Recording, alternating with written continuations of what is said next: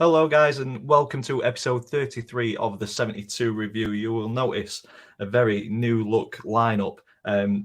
We've got Dan from Turf Moor House. We'll be talking about new look lineups shortly with Burnley. But for anybody who doesn't know you, you've just reached 1,000 subscribers on the Turf Moor House TV. So big congratulations on that, mate. Just Appreciate let the it, viewers pal. know who you are, why you do it, and what it is that you do. Yeah, so I run a Burnley fan page, obviously a YouTube channel. It was born out of COVID, like a lot of football channels, to be honest with you. Because I thought, why sit at home chewing the ear off the missus who knows nothing about football when I can follow like-minded people online who can do it. So yeah, it was. I've been on a few just doing little odd cameo appearances, and I thought I can do this myself. I think so. I was happy to go and try. And to get to 1,000 people wanting to listen to this guy who talks absolute dross week in, week out, I'm happy with that. But yeah, massive Burnley fan, always have been, always will be, even after last week's result. Well, this weekend's result, sorry. Nah, you do yourself an injustice, mate. It's a great channel. So thank you for giving up a bit of your Sunday evening to fill in for the lads who are normally here who can't make it due Anytime. to other family commitments. And it also puts, like we said just before we came live, it puts a rumour to bed that both of us are in a room together. We don't support both teams and just show up on different fan channels whenever we feel like it. I'm glad that rumour's been put to bed. So, Lee Charles, if you're watching, since you and Loudmouth and everybody else started it, that's it. We're here. We're here. I know you can add 2 cameras in now from your own StreamYard, but no, it's definitely 2 separate rooms. I think my dad had a bike once. Moving around the screen, you'll see in the top corner we've got Liam Martin from who's a member of the Argyle Way, so Plymouth fan. We've got Positivity on the channel this week with 2 teams fighting for promotion, and then I'm just making up the numbers here. So Liam, let everybody know who you are, what you do, and why you do it, mate. Yeah, member of the Argyle Way. So basically we run a channel. Me and 3 other lads do Argyle previews and reviews for each home game and away game. We're currently on 292 subs. We've run the channel since August, and no, not August. Sorry, I think it was about September. But when we played Derby, something like that. And since then, it's been brilliant to do. So yeah, make sure to go and subscribe to that. Definitely. Thank you very much. And everybody's links are in the description down below. So if you are new to this, he's in. Oh, thank God. I think Liam's watching the semi-final. He's also a closet Man United fan, but we'll keep that quiet, being the 72 review. But we will be keeping one eye on the semi-final scoreline. But yeah, if you are new to this, get your comments in. It drives conversation throughout the episode. But normally we go through all 3 divisions. We'll check out a number of different games. But I think because we've got some new guys on, I think we just focus on Burnley, Plymouth, and maybe not focus too much on Doncaster. We're not very good. But yeah, I think we'll probably start in the Championship. Let's get this up and running. Get the banner across. Here we go. So we've got some Championship results. And like you said, Dan, it's not been a great week, has it? I'm just trying to find your result from midweek. There we are. Rotherham 2, Burnley 2. Obviously, people have asked where Ian is. All 3 guys who are normally on have got other family commitments. I think he'd have been probably the happier of the 2 on the stream talking about this result. But yeah, talk us through the game, how it panned out, and are Burnley on the beach? Is the job done and they're just kind of ticking over to the Premier League? What's happened since? Well, season. Well, since promotion against Middlesbrough was confirmed, it has almost felt a little bit like we've got an on the beach attitude. I know companies tried to change the team up a little bit. There's a few Yorkshire teams trying to stick the beacon and have a whinge. It's just a typical Warnock side, shall we say? But there you go. This was a good game, to be fair. It was a good game. Rotherham brought us down to their level. They played really, really well. And it's that point of the season as well where teams fighting and scrapping for their lives for points at the bottom end of the table will turn up and get results when you least expect it. It still kept us unbeaten, did this result at the time, which was great.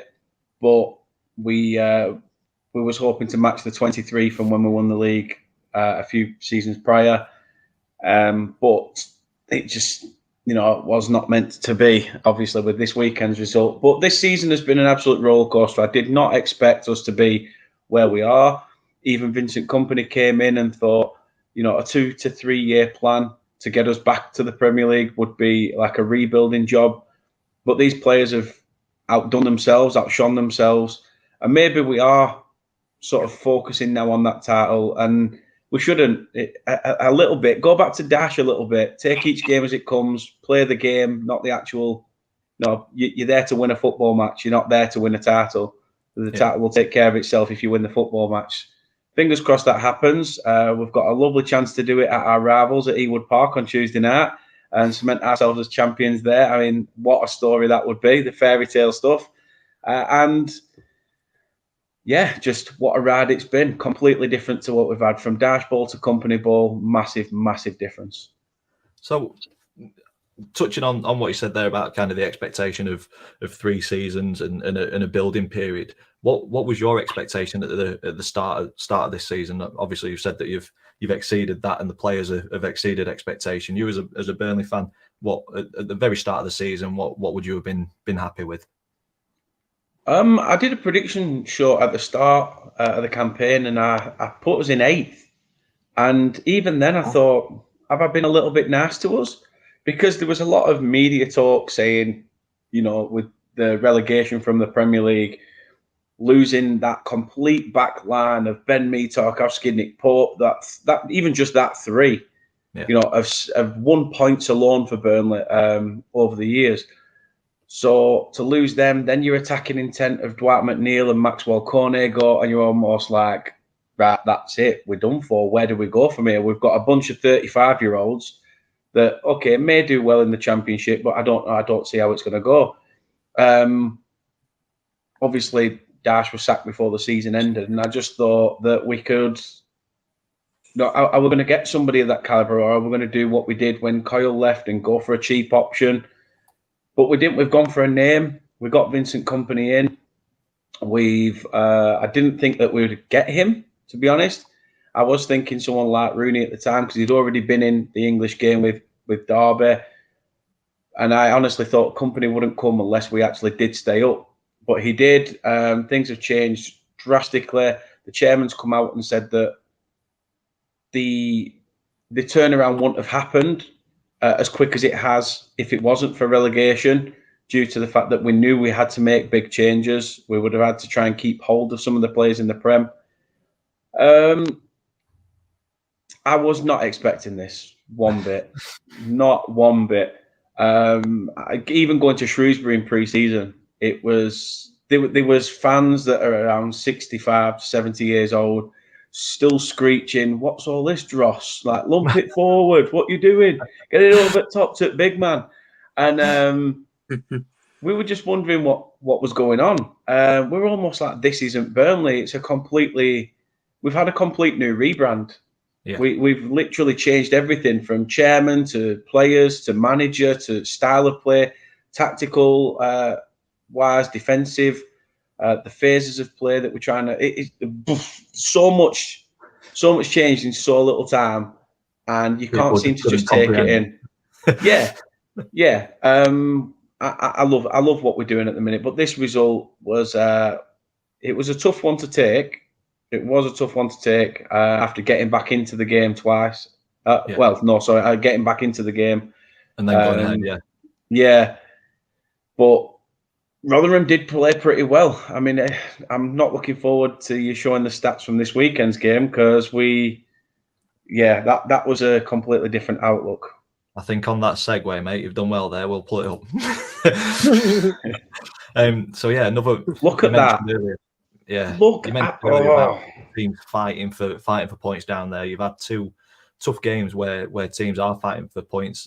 Neil's come into the chat with a question as well. I think you're probably the best person to answer this one, Dan. What's your thoughts on Kompany being on the 4-man shortlist for Chelsea job? Personally, I think Kompany should not move anywhere. I think he needs to stick with Burnley, stick with this project that he started, and show what he's capable of in the Premier League, and then see if you can get that big move. But that's just my views on it. Obviously, it's your club, Dan. What do you think to him being on shortlisted for big jobs like that? I mean, it's a shortlist, isn't it? It's yes, okay, he's been talked about and touted for these jobs. Same with the Spurs job, which if he watched that game today, he'll realise shouldn't touch that with a barge pole. Yeah.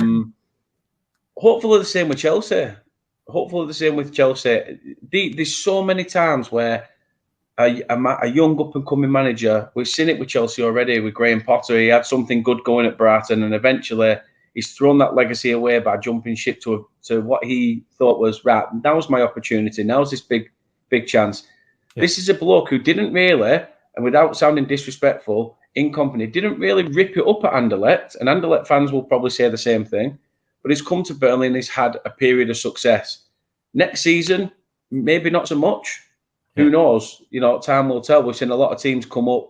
Look at what Aston Villa have done this year. Brighton are up there. Fulham are up there. So never say never.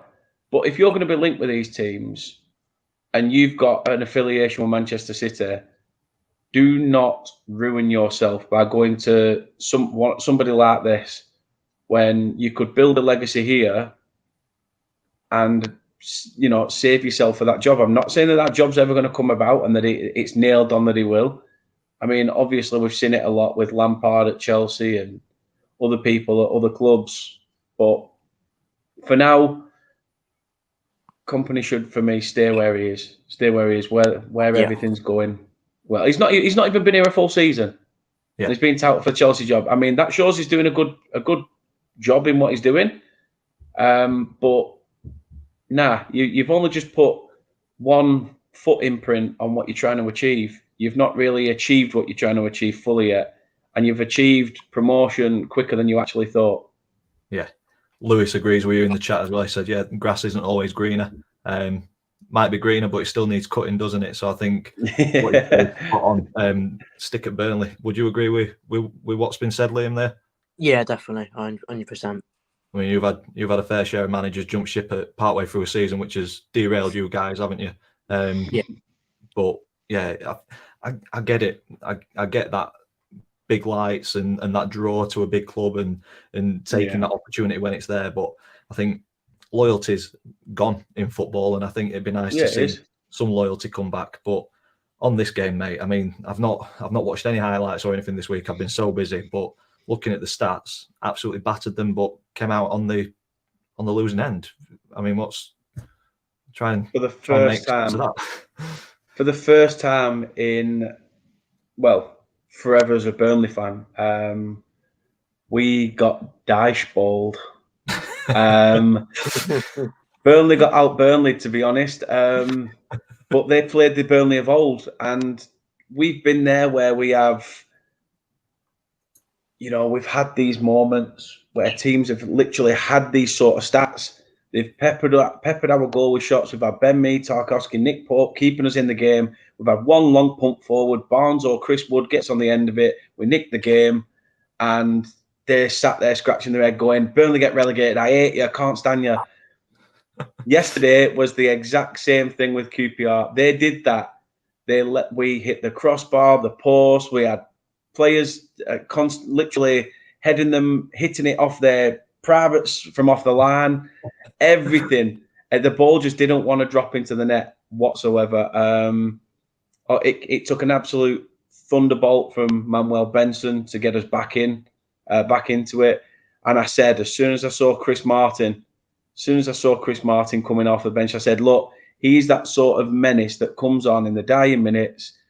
Long pump forward, holds it up, brings Elias Chair into it, and if he gets the ball back, something will come. Yeah. Both goals were really crap to give away, really crappy defensive mistakes. And I agree with what Kompany said. Like, say, you've got to play the football match, not think about the title. Fitting for QPR to say Gareth Ainsworth were born in Blackburn, so this would be a really nice win for him. As well. However, we get the last laugh because if we do beat Blackburn on Tuesday, then obviously it's like, enjoy it. And hopefully in the process, we'll dent their playoff hopes as well. It's like a love story.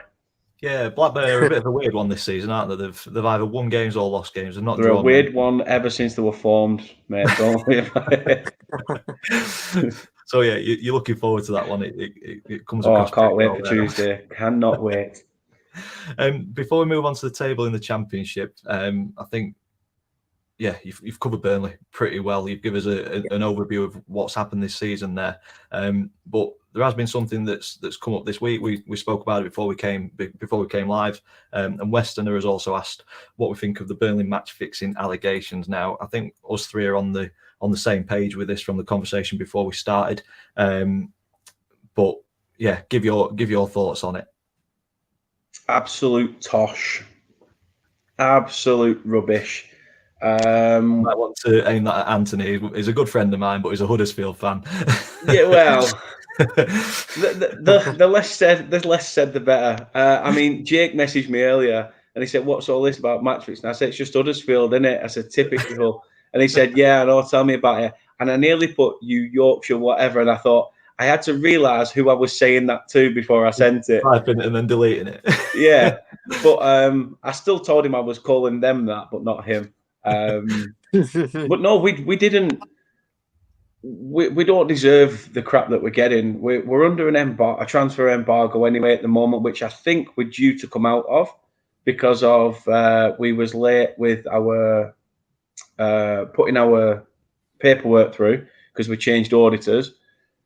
We'd also with this, I find it stupid. I Huddersfield like you've changed your team around. I don't get how you are not allowed to change your team around. If you've got to register a 26, 25, 23, whatever man squad you get in the EFL, you should be able to change that as much as you want, when you want. Stick an outfield player in net if you want. Who cares? Do whatever. They registered. That's it. Like I say, you look at the team that was used. You've got Charlie Taylor at left back. Need I say more? He's been at Burnley since he left Leeds many moons ago. You know, Bailey Peacock Farrell's been with us for a long time. Scott Twan was a $4 million signing who was League One Player of the Season last year. You know, we had Teller. There were so many players in there that have started for us. Yeah. It's not like any of those players came in for their first game. They'd all had minutes, and that's what surprised me a lot. That this has come about. As I said, we said the rules were that you've got to have 10 players that were in the previous match week, including your subs. We had 12. So they've not got a leg to stand on. We could be petty now and say, you know what, we'll recall Matt Lawton back on loan from you that's helping you at right back, trying to get you out the shit. Sorry, but if you want to start coming back, giving it all the big one just because... I don't understand. Why are you picking on top of the league? Pick on someone your own size, down the bottom. Try and pick on someone like that who you could go, oh, maybe they've done this, maybe they've done that. You know, let's not forget those teams are fighting. Those teams are fighting. Reading had a points deduction. They're trying to get themselves away from that drop zone. As a Huddersfield, Blackpool got to win this weekend because they're trying to get themselves away from it. Wigan, it's not match fixing. It's the fact that it's that point of the season where all of a sudden you think, why weren't these teams doing this at the beginning? But all of a sudden now, you know, it's like pulling a rabbit out of a hat for them. Although watching that Burnley QPR game, it was like pulling teeth. Yeah. Well put. Well put indeed. No, I think you're spot on with that. Like you say, every club registers X amount of players for the season. It should be down to them when they play them players. If they rotate it every game, it shouldn't really matter. And like you say, you need to have 10 players from the previous match day. It doesn't sound like they've got any sort of argument or any case. The only thing I could really say is that he's changed it because I think so many players have to have played. I think players have had to have played like a 25% of matches or something like that to qualify for a medal at the end of the season if you do win the trophy. Yeah. So maybe he did that. But like I said, these are players that have had game time. They're not people who have just come in and they play in the first game and it's all debuts. You know, we've not just gone through the free transfer market and under 18s and gone, right, you'll get a game. We have done what we can. We've done what we can with what we've got. And we drew. Simple as. There was nothing to it. Just fickle people, fickle minds, and fickle I don't old think gits what as point deduction managers. for you guys would benefit Huddersfield though. If it is Huddersfield that have put that complaint in, No, they weren't kicking up a stink that much against the referee when they went up against Forest. So why kick up a stink about us Yeah. now? For me, it just sounds like pettiness. And I actually really respected Huddersfield as a club, but with what they're doing now, I'm just thinking, why? What is your gain from this? I think Warnock's good at game playing though, isn't he? He's if nothing else, he's been around the block and he's. There's a few expletives you can say about Neil Warnock. Like I say, there's a reason his name's changed to Colin something for it's infuriating old goat. So, moving on to the Championship table, let's have a look at what the results, not just at Burnley but across the league this week, have done. Blackpool and Wigan giving themselves a half decent chance of getting out of it, haven't they? I mean, Wigan looked dead and buried a few weeks back. A couple of wins has pulled them well and truly back in it. Blackpool as well, a couple of wins in the last three have kept it extremely tight down at the bottom. Reading with a points deduction, just 1 point behind Huddersfield, who've got a game in hand, but that game in hand is against Sheffield United, who played in the FA Cup yesterday. Because you two guys have not been on the show regularly, bottom three, stick your necks on the line. We'll start with Dan, with it being the Championship, and you're already in there. Which bottom three are going down, mate? I've been saying Wigan have been a dead club all season. I'd want to see Wigan and Blackpool do well because they are northern clubs, and I think we've just seen obviously Rochdale drop from League Two, so it's another northern club gone with the likes of Oldham, Bury, and all stuff like that. But yeah, I do think it's too little, too late for Wigan. I mean, 2 wins on the bounce. Who knows? We have only got so many games left, though, and with other teams around them getting points, it is looking bleak. So I'd probably say Wigan. Blackpool aren't going to have the consistency, so I'd probably say them. I don't know. Do I go for the same three that are there? You know what? Nah. Points deduction. Huddersfield going down just for being arseholes. There. See you later, Huddersfield. I fully suspect Anthony stroking your terrier. Liam, same question to you, mate. Which three do you think are going to be the three in 2 games' time? Wigan, Blackpool, and I'm going to say, I think it's either Cardiff or Huddersfield. I'm going to say, I think Cardiff will go down. There we go. Big shout. I said last week just to annoy Ian that it would be Rotherham. I'm going to stick with the bottom three as it is. I don't think Reading will get the consistency to leapfrog Huddersfield, unfortunately. But it's the Championship. Twists and turns will happen for sure. Up to the top of the table. So, like Dan's already alluded to, Ewood Park Tuesday, massive game, isn't it? Not just for you guys winning the Championship, but also you could end up putting a massive dent in Blackburn's playoff hopes, saving the win, aren't you? Surely. Yeah, I mean, like I say, it's the fairy tale ending. I had a Blackburn fan say to me the other day, "Yeah, but we've got a game in hand," and it's like you do realise that Tuesday is your game in hand. This game in hand is against us, so don't be counting your chickens, mate. In fact, I shouldn't really say chickens and things around. Know what Blackburn fans are like around poultry. They get a little bit turned on. So they've been poor. They've been poor, conceding 2 95th minute goals in the last 2 games. It's just been absolutely amazing to watch. Yeah, it's a poor run on that, isn't it? Yeah. I mean, has there ever been a team so high fighting to get into the playoffs with a minus goal difference? I just don't get how they've even sustained being in that position. I want them to drop out, of course I do. Part of me at one point thought, if they come up with us, fair enough. It'd be good to have that Burnley Blackburn stuff again in the Premier League. But I'll forever be shouting "Man the gap" and things like that. You want the bragging rights for a bit, don't you? Oh yeah, of course. And I'd even take a point on Tuesday. For me, it's a tough one. Don't think about the title on Tuesday. Don't think about anything else other than it's a derby. Form goes out of the window. But the playoffs is looking very tasty. It's wide open. It is very wide open for a handful of teams. But I would like to see a new team that hasn't been in there for a long period. The likes of someone like Luton, Coventry, even Sunderland. That would be a story in itself. I don't think Millwall getting in would be a good thing. I mean, not good for police anyway. No, no, it'd be a busy Saturday every Saturday, wouldn't it? You think Sheffield United, they've done enough, haven't they? Yeah. I mean, they've still got a little bit of work to do, but I find it difficult to imagine any of these guys kind of catching up to them and overtaking them. So top two as it is, playoffs wide open, I'd say. Yeah, 100%. Couldn't put it any better myself, mate. Lovely stuff. Moving on to League One, Liam. Still 0-0. There's 7 minutes to go. You're gonna have to pull yourself away for a little bit to talk about Plymouth. You left this one late, didn't you? All results were going against you. Yeah, we did. Left it very late. We've got ATID in the chat. He's saying Argyle-wise, our most complete performance of the season. Seriously, watch our second goal. So sexy.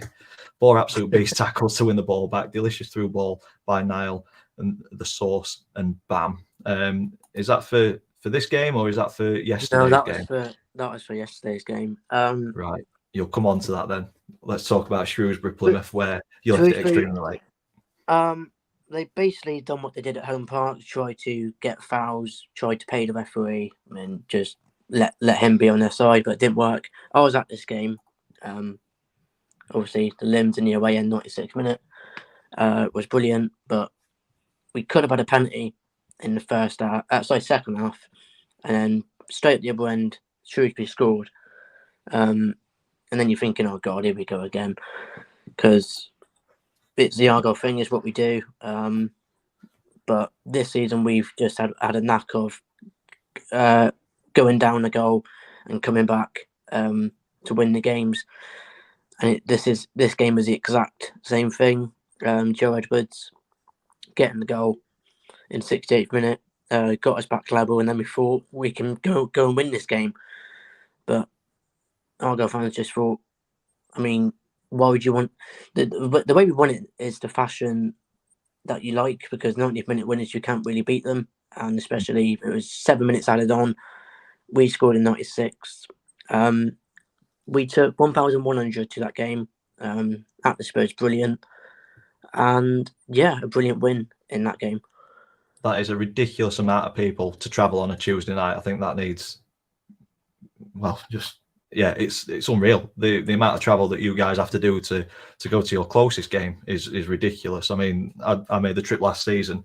It took me longer to get to Plymouth than it did to take me to get to New York when I went on holiday there. It's ridiculous. Yeah. It is bad, especially the coach trip there. I mean, I remember going one year. I'd done an all-nighter with my mates. I was about 15 years old. None of us could fall asleep at the back of the coach, because if you did, you got marshmallows shoved up your nose and set on fire. Went all that way in a brand new coat, got muddy, slipped. So I've got covered in mud on one side, all down my jeans. I ripped my new coat. We got beat 2-0. But it was, like I say, I remember it because of all that crap that happened. But I do like Plymouth, and I'm like I say, you'll smash it when you come to the Championship. I think you'll be all right. Yeah, it's a lot worse. There's a lot much worse teams than us in Championship, I reckon. I think you're right. I mean, the Tuesday night I mentioned about results kind of going against you. You guys are wanting Ipswich to slip up. I can't see them slipping up at the minute. I mean, they've got Barnsley coming up. That's probably the only one where I think they may hit a bit of a speed bump, but they just look absolutely relentless at the minute. Sheffield Wednesday were in the driving seat 4 weeks ago, maybe 6 weeks ago. And they've just absolutely thrown that lead away. Jake and Lee, normally spitting feathers at the minute, they've just kind of fell off of a cliff. But 2-1 ended up kind of stopping their rot. But it didn't help them, because obviously Plymouth and Ipswich both won their games. And similar happened on Saturday. Sheff Wednesday getting the win at home to Exeter, which I'm sure you're fairly happy about, Liam.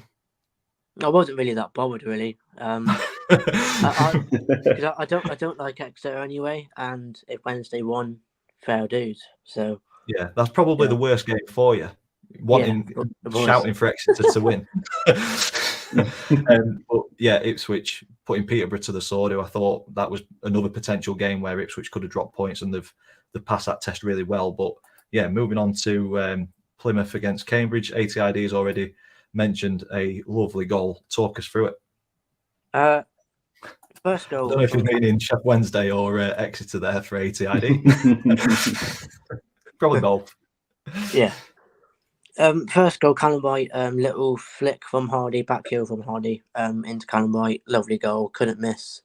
That was in the 15th minute. 31st, a little clip into the box from Cambridge, headed on from another player, and then into Sam Smith's pass to head it in for 1-1. And I was thinking he was so obvious to get a goal, because that's what Cambridge rely on. Is if Cambridge didn't have Sam Smith in their team, they'd be drying up for goals. Yeah. So fair dues to stay up, but personally I don't see it. Second goal from Joe Edwards, a little side pass into the bottom corner. Brilliant goal, just get us 2-1 up. And Niall Ennis, little coolly slotted into the bottom corner to make it 3-1. And then obviously our home form, you don't see us losing from that position. So another 3-1 win at home, which hopefully can see us over the line now with 2 more home games against Bristol Rovers and Burton. I think ATID is wanting more passion from you, Liam, in this one. He's not happy with the explanation of that goal. He says the build-up was so old school. Sexy. Yeah, the build-up was brilliant. I can't deny that. Cambridge, I mean, give credit to Cambridge, they did well, but yeah, I mean, we got the win. Fortress Home Park continues to be that at the minute, apart from Lincoln. I mean, fair dues to Lincoln, they did a job on us in that one. But hopefully we can get over the line in the 2 home games and seal promotion. Yeah, so we were talking before we started the stream. You've got a game on Tuesday. Who was that against again? Bristol Rovers. So Bristol Rovers Tuesday, then you've got Burton on Saturday. Obviously, if you win the game in hand on Tuesday, you're 5 points ahead of Sheffield Wednesday with 6 points to play. So yeah, 2 wins needed indeed. And then that if Ipswich slip up, you get promotion and the championship on Saturday. Obviously, if Ipswich match your results, it's going to go down to the last day, isn't it? Please not. Because I'm going to Port Vale as well. I want it to be all done and dusted by then. Yeah. Liz is in the chat saying, ATID, you ought to go on the stream one of these days. You're more than welcome to come on if you're free. And ATID thinks 5 points needed for promotion. Would you agree with that, or are you wanting 6 to be safe? I want 5 points. It is, yeah, but I want 6 because we're at home for both. So yeah, and you greedy.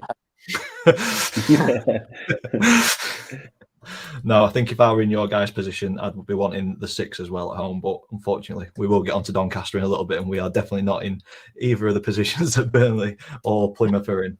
No. But yeah, let's have a look at the league table and what the results have done. I've just realised I didn't change the banner. Nobody here to tell me. There we go. League One results are flying across the bottom of the screen now. But yeah, bottom 4, Forest Green are already down. That was confirmed last week, I think. It's going to penalties, by the way, just so you know. Carry on. So it is. Penalties in the semi-final. So I'm guessing it finished 0-0. We've not missed 2 goals, have we? No. So yeah, Forest Green relegated last week. Accrington look like they're going to be following them. A really tough season for Accrington. I mean, we always say on the stream that Accrington Stanley are a little bit of a staple at League One. They've been there for so long and kind of epitomise what a League One club is. So it's going to be strange to see them drop down into League Two. There is a chance for them to get back out of it, but the two more places, Cambridge, Morecambe. I think MK Dons got dragged back into it this weekend. Oxford have had a really terrible season after so many seasons fighting in the playoffs. And obviously Burton fighting for points, which Liam, you'll not be happy to hear about that. Obviously, Dan, you said about teams fighting for points down at the bottom, coming to your gaff and doing a number on you. Can you see Burton doing that to Plymouth or not, Liam? They're a sort of team that can do that, yeah, by all means, but I just don't see it because we go in the lead, go up or go early. Not many teams have come down to us and beat us, especially when we go on ahead. But when they go ahead, opposition, they normally see it out. But once we go ahead, not many teams come and beat us really. So I just don't see Burton coming down to us and doing the job. Just get that first goal, mate. Yeah. Yeah, and Burton should survive anyway, so I have no worries about that. Yeah, I think they should. How I many? don't know if they're mathematically safe. I think they are, looking at that. Yeah, there's 6 points to play for. They're on 41. I mean, that goal difference is horrible. I think they're not quite mathematically safe, but I think 1 point will do it. MK Dons and Oxford, on the other hand, they are in the mud, along with Cambridge and Morecambe. Yeah. I'm going to ask you to stick your neck out on this one, Liam and Dan. I think Forest Green's already gone. Accrington look like they're on the way. Who do you reckon the remaining two of the bottom four are going to be out of probably MK Dons down, I'd say? Yeah, Go on. I'm going to say that Aki haven't got it enough. They haven't got it in the locker to get out of this. I'm kind of glad about that anyway. I don't like their manager, so there we go. I mean, see, I like John Coleman. I think he's not a bad gaffer. He's just so negative. He's just so negative about his team. He just doesn't give any praise to the opposition. Liam is a typical Scouser. Oh, see, I'll never go there. Hopefully that there. when the going gets tough, he throws his dummy out the pram. But no, they've found it hard, really, of Accrington, and I think they're obviously going to go with Forest Green. Is it 4 that dropped from League One? Is it still 3? It is, yeah, 4. Yeah. Morecambe are starting to pick results up. It wouldn't surprise me if they get themselves out of it. Like you say, MK Dons are on a bit of a decline. So yeah, I'm going to say MK Dons take that final relegation spot alongside Cambridge United. There we go. I think I'd probably stick my neck out and say MK Dons just survive. Oxford get replaced by Morecambe. That's what I'm going to go for. I'm not sure if Liam's still with us or if he's shot off for the penalty. Oh, he's still it. There he is. Go on then, mate. Bottom 4, Forest Green. Who makes up the other 3 for you? Accrington, Cambridge, and Oxford, I'll say. Lovely stuff. And then moving to the top of the table, obviously we've heard what is needed from Plymouth over the next couple of games. It needs a slip up from Ipswich to get promoted and the Championship. Can either of you see Plymouth or Ipswich slipping up enough for Sheffield Wednesday to get back into that top 2, or do you think it's Sheffield Wednesday, Barnsley, Bolton, and whoever for the playoffs? Go for Liam first on that one, mate. Do you want me to predict promotion or playoffs? Sorry. ATID is asking you not to say anything. Don't bite. Don't jinx it. Do you know what, Liam? I don't want to be responsible for Plymouth's downfall, so we will not ask you to say anything about the top 3. But Dan, I'm going to have to ask you. Plymouth, Ipswich, Sheffield Wednesday, which is going to be the top 2? Plymouth have got this. I think that the hurt of the Johnson's Paint Trophy final will have spurred them on a little bit. And I look back to when we had it in, 2009 with Owen Coyle, when we had the cup run and we got knocked out in the semi-final to Spurs. But that year we ended up going on to win the playoffs. I'm not saying that that's how it's going to be. because obviously they're not going to be in the playoffs. They're going to go all out. And it is squeaky bum time for a lot of those teams up there. I do think Plymouth will get the job done, though. They've got a good manager, and I expect them to get the job done. Ipswich, again, there's just no let up from them whatsoever.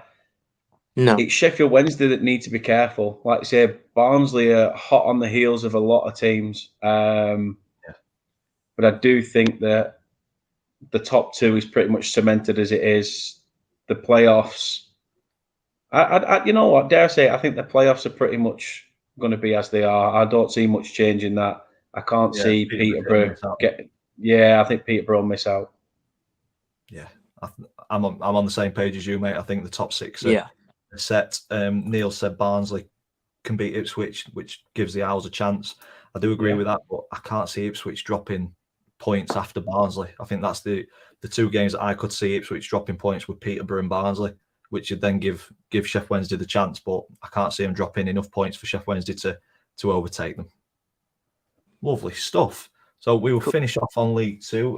Liam, you were sighing. What's happening in the semi-final? No, that was a cheer, actually. Oh, right. Yeah.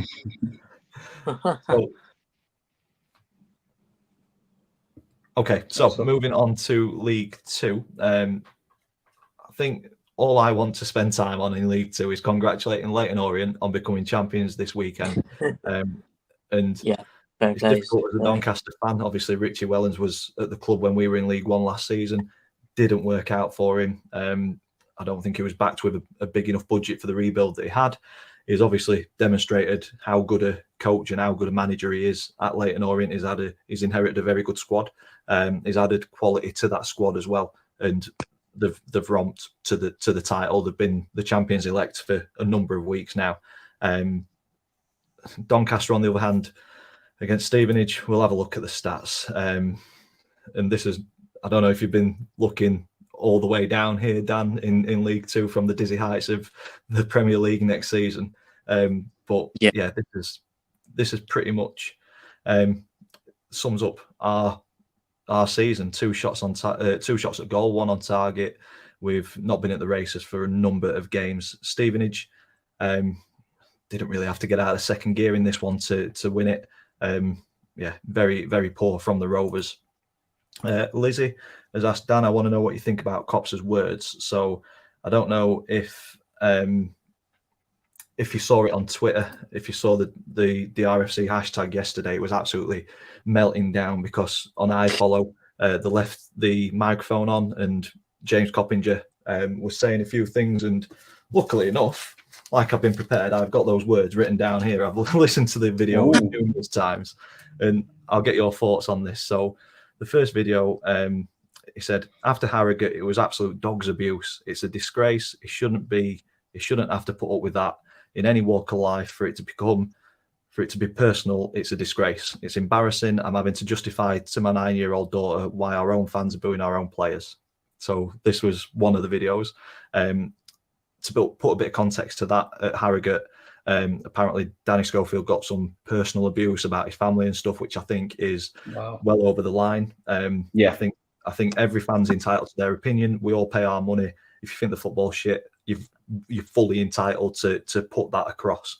I think when that abuse gets personal, I don't know if you've been subject to any, Dan, putting yourself out there. I've personally been subjected to a bit of abuse online. You put yourself out there, you kind of expect it a little bit. I've had my face put on a sticker while I've been wanking a dog off. It's just stuff like that. Wow. I had a song written about me by Aki Stanley fans in a pre-season friendly. You've made it then, though. Well, I mean, it was hard because I'd got tickets and the Burnley fans were down at the other end, and I realised that I'm up with all next to the Atkinson Stanley Ultras in a Burnley top. Luckily, it's a pre-season friendly, so it was a good few years back, and I'll never forget the song. It was something like, I used to have a bit of a Mohican in the middle, so they used to sing, "Do you take it up the arse, big fat ginger? The only ever singing in the stands, 'cause you gel your fucking hair just like a turkey, and it sings when you rub it up and down." And then as soon as I'd be like, piss off, I'd be like, "Do you?" And I just like, nah, I'm not. That's it. I'm sat down for the rest of the game. You can sod right off. To be fair, mate, it must have cut deep because those lyrics are ingrained. 100%. 100%. It's inventive as well. At least there's something about it. Well, yeah. Yeah, for them all to start singing it straight away, I'm thinking, is there somebody else that's had a Ginger Mo weekend that they've decided to take the mick out of or something here? But Yeah, it sounded rehearsed. yeah, I'm glad I've shaved it all off now. I'm glad I've gone down the Greg Wallace look. But no, Yeah. the personal abuse, there's no room for it, especially when you're a professional footballer. It's like all the sanctity? I don't know the word, but you know all the stuff that James McLean gets as well. Yeah. Words gone from me. I know what I mean, but yeah, it's not on, is it? Even Secretarian, is it, or something like that? Something like that, yeah. And I'm not a fan of McLean's, but I think personal abuse is beyond the line for me. But yeah, that one's difficult for me because I think, like I said, fans are entitled to their opinion. If they feel like the Schofield needs to be told, then they should have that freedom to say it. I think having to justify to his 9-year-old daughter why our fans are booing his own players, it's because we've been poor. We've been very, very poor all season. The next video, there's 3. It says, what amazes me is that people don't understand there's a plan and you've got to stick with that plan. You can't just tear it up. But what happens if fans think that they can start shouting loud enough and then it gets people the sack every time something goes wrong? We'll just be doing what we're doing. So I think you mentioned earlier, Dan, in terms of company wanting to do a project and a plan, and it's going to take 3 years. I think we're in a position where we need to.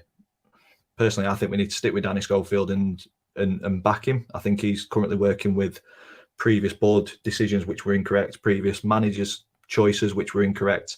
I just think we need to draw the line here and give him an opportunity. I think Liz has asked a question to Dan and Liam. Looking at Schofield, his record's not great. I think he's lost 18 out of the 30 in charge. We've not won many either. I think we're the bottom, or we're second bottom of the form table since he came in and took over. That's crazy. Should he be relieved of his duties and somebody given an opportunity to build in the summer, or from an outsider looking in, would you say stick with it? Was the job already damaged before Schofield had come in? I'd say so, yes. Then who knows? I mean, a pre-season under his belt, could do a world of good. Like you said, in the summer, he'll be able to get his points across of right. This is how it's going to go. This is how we're going to change it. Things are going to adapt. Hey, Brighton win. I'm not joking, Liam. Brighton, but yeah, I just think that I think he's got to be given at least a pre-season. Yeah, he's got to be given that pre-season, and let's just see if the first 3 or 4 games at the start of next season are bad, or those at the boardroom decide at the end of the season, we're going to have a drastic change. Things are good. We know things need to change big time. Then come on, Lindelof. Yeah, let's see what happens. Yeah, I think it's a big get decision. in. Man United have won on penalties, I think. Yeah, I think it's a big decision for the board to make at the minute, whether to stick or twist. Coppinger's there, kind of installing a philosophy and a style of play. So I think we should have somebody already lined up, a little bit like Brighton, who are playing. They've had a plan that they've put in place, and when Potter left, it was seamless. They've sold players, they've bought players, and they've done it right. So I think Donny are trying to go along the same lines of that, but obviously at a lower level. The final video that surfaced was Coppinger saying we haven't had that, so he's like having to deal with money and criticism. I think it's money. I think it's not so much to blow everybody out of the water, but it's definitely enough to compete. So people are saying that obviously there's a cash injection coming in this summer. The board have said that that's coming, but then obviously they're putting this together and thinking that the money isn't there. I think only time will tell with that one. I think obviously money needs, if the money's there, it needs to be spent well, and we'll see if it's true or not in the summer with the recruitment that we get. But yeah, that's taken me off tangent a little bit. No, Moving on. as it heck. Like I say, you've got. It comes to something when ex players that have got a big affinity with your club.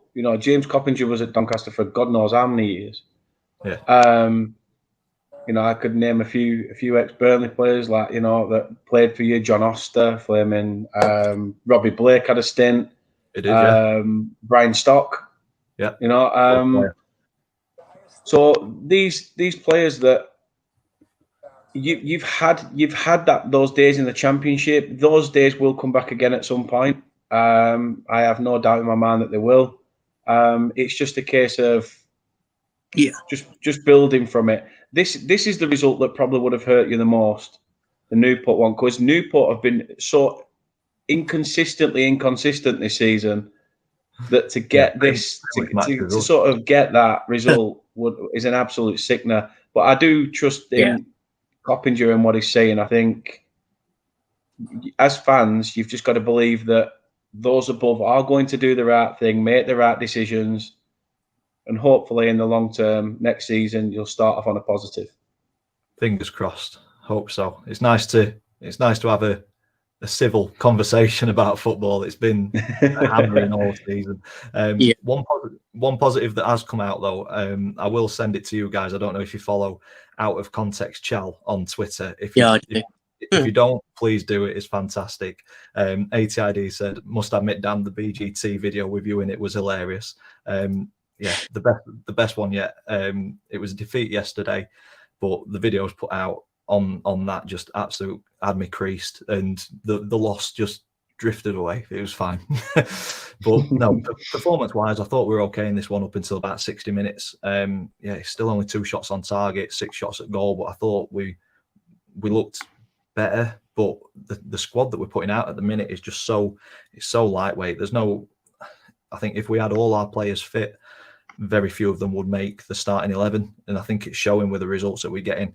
It got to 64 minutes, 60 minutes, we'd run out of steam, and it was just 15 minutes where they just hit us, and we just couldn't contain them. It was 2 long throws. We didn't get to that first initial contact or anything like that. ATID's hit the nail on the head as well. Desperately need to keep a Mitchell's pony. He's kept us in games this season with a number of good saves, but it's cost us points as well. So yeah, it's a massive summer for Donny, and I'm on the same page as you, Dan. I hope it turns and we get back to maybe not Championship. I'd be happy just kind of fighting up towards the top of League One, getting into the playoffs. So look, kind of on the same ilk as what Rotherham are, kind of bouncing between the two. I think that's probably the level that we should be at, not languishing in League Two. It's been a poor season. But yeah, already mentioned Leyton Orient winning 2-0, got them the Championship, and you alluded to Rochdale as well. This defeat against Stockport, a local rival, confirming their exit from the Football League after 102 years, I think it was. So sad to see your likes of Rochdale, Oldham, Bury, all in the Greater Manchester area have all dropped out of the Football League, haven't they? Yeah. It's hard because these clubs get, I think they had a change of ownership at Rochdale as well. I think they've got 2 Americans in there at the moment. I'm not entirely sure on his last name, but the previous chairman's now wanting to buy back Rochdale with investment. Chris Dunphy, I think he's called, or something like that. I think he wants to, come back in, rebrand the club in a way. I think he's got some sort of directors, and I've seen a lot of Rochdale fans talking about how they'd welcome him back with open arms, because at the moment, the way things have gone, I mean, Hartlepool, they came up last year. It's always going to be tough when you come up into the Football League. Crawley have been knocking around there for a while. Harrogate, I'm surprised about.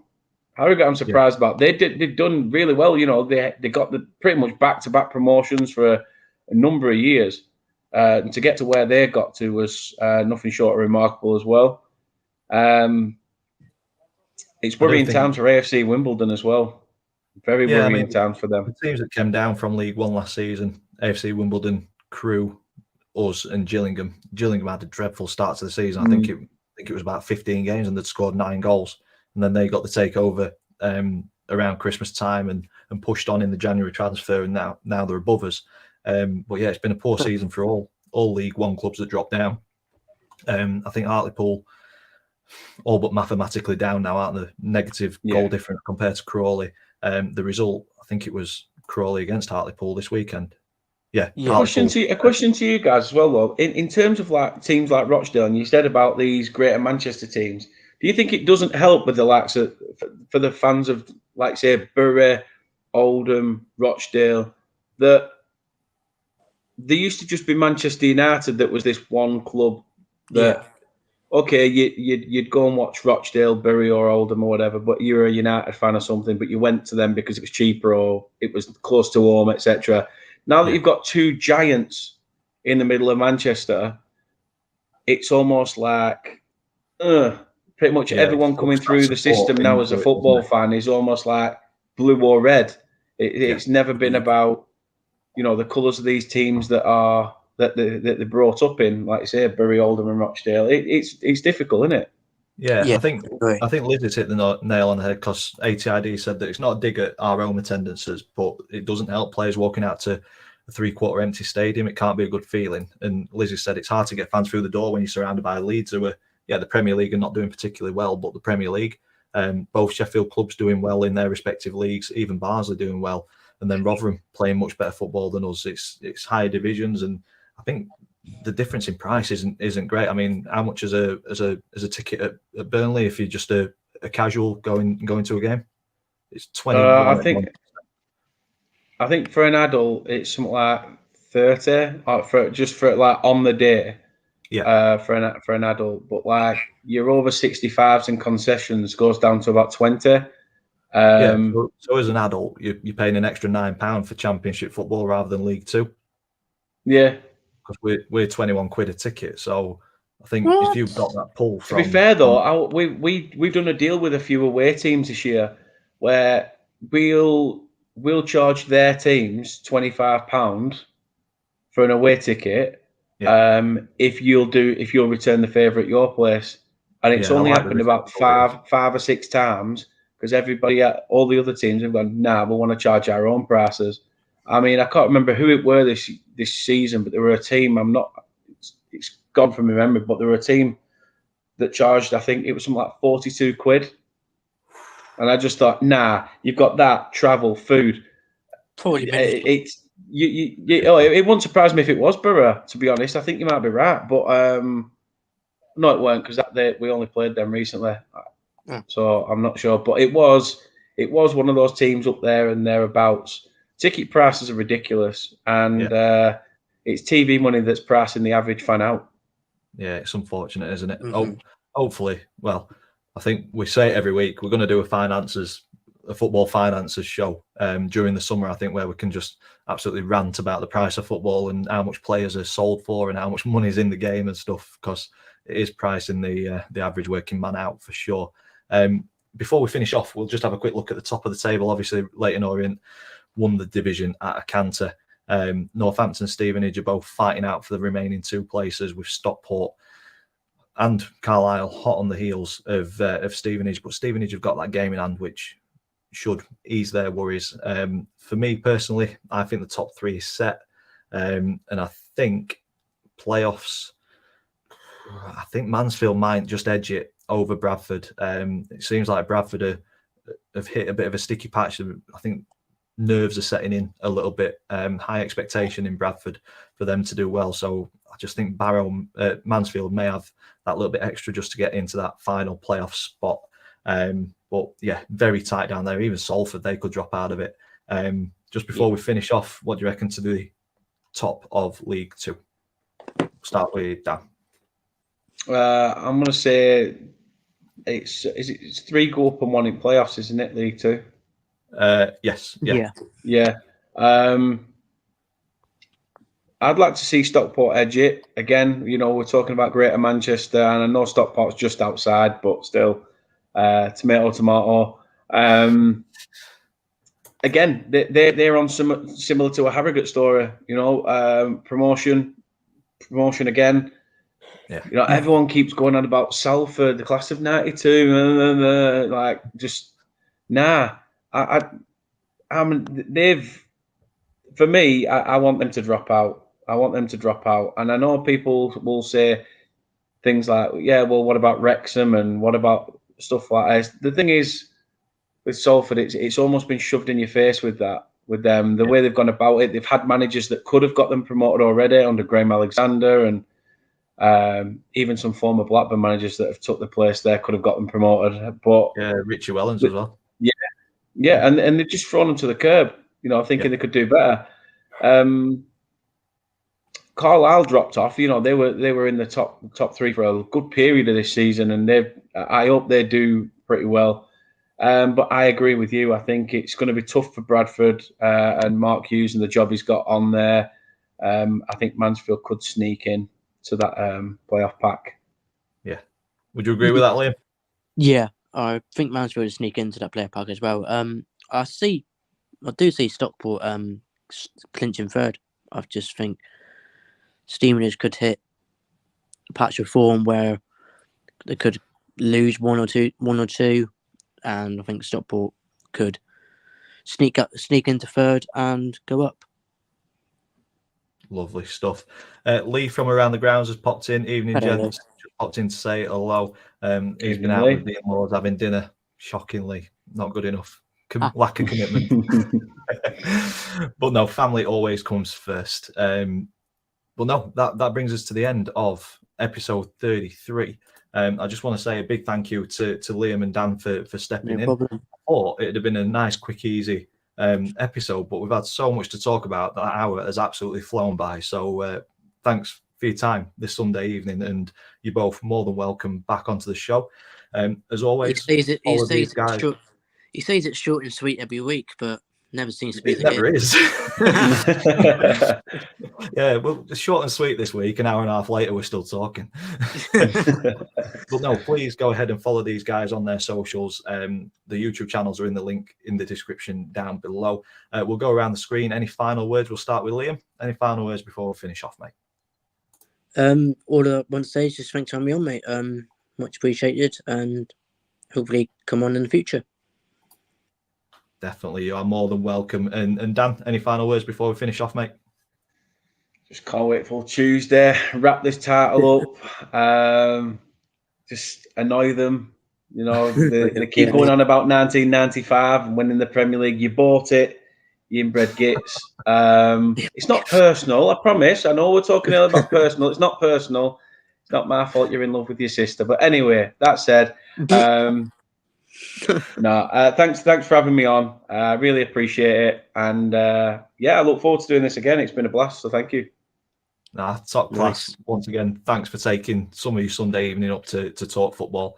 Anytime. I've enjoyed it. It's always a bit of a therapy session for me, especially following Donny. So with everybody having family commitments, I appreciate that you guys have stepped in and allowed me to vent about the Rovers on here. A big thank you to everybody who's been in the chat as well. That's been nice and busy as well. The support that you've shown to these two guys for stepping in as well has been fantastic. Some of the words that you've said, it's been very, very nice, and that's what we're all here for. We all support different teams. We all have different opinions, even if we support the same team. But this is a bit of a safe space for us just to have a chat. So once again, thank you all for being involved. This has been episode 33 of the 72 review. If you've enjoyed it, big thumbs up on it for us, please. Comments in the section down below if you're watching it later on. Subscribe to me if you haven't already. All that's left for me to say is thank you for watching, and we'll see you in the next one. Bye-bye.